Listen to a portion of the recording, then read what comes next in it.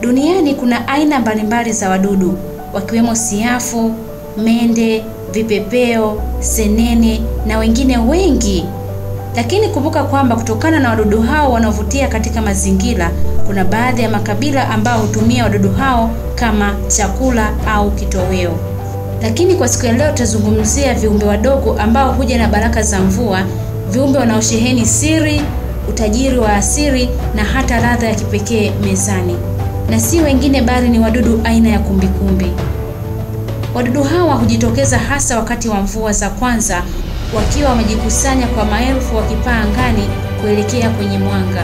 Wadudu hawa ni taswira ya ajabu ambayo huashiria mwanzo wa msimu wa rutuba na uhai upya ardhini. Na wengi huamini kwamba kuonekana kwao ni ishara ya neema na mabadiliko. Kwa asili kumbikumbi kutoka ardhini ambako huishi kwenye mashimo ya udongo, wakijenga miji yao kwa ustadi mkubwa yenye wafanyakazi, askari na malkia anayehakikisha kizazi chao kinaendelea. Lakini kazi yao kubwa zaidi ni moja, ni kulinda uwiano wa mazingira. Wadudu hawa husaidia kuvunja magogo, majani yaliyokauka na mabaki ya mimea na kuyageuza kuwa rutuba safi kwa udongo.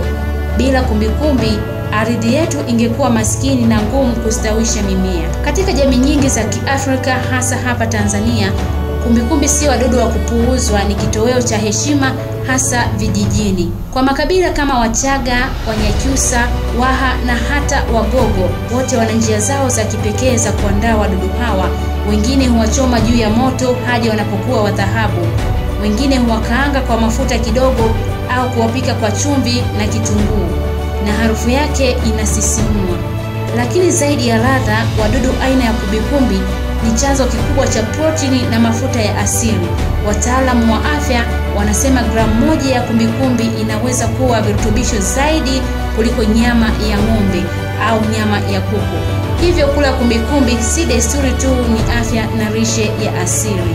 Na katika tamaduni za kale, kumbikumbi pia walichukuliwa kama ishara ya tamaduni.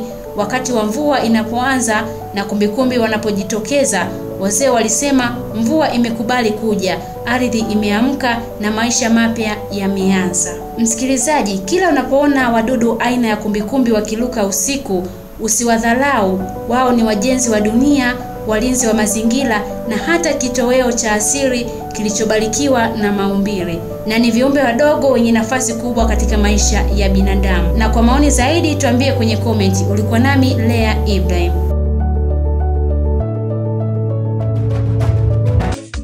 Mkata kwao ni mtu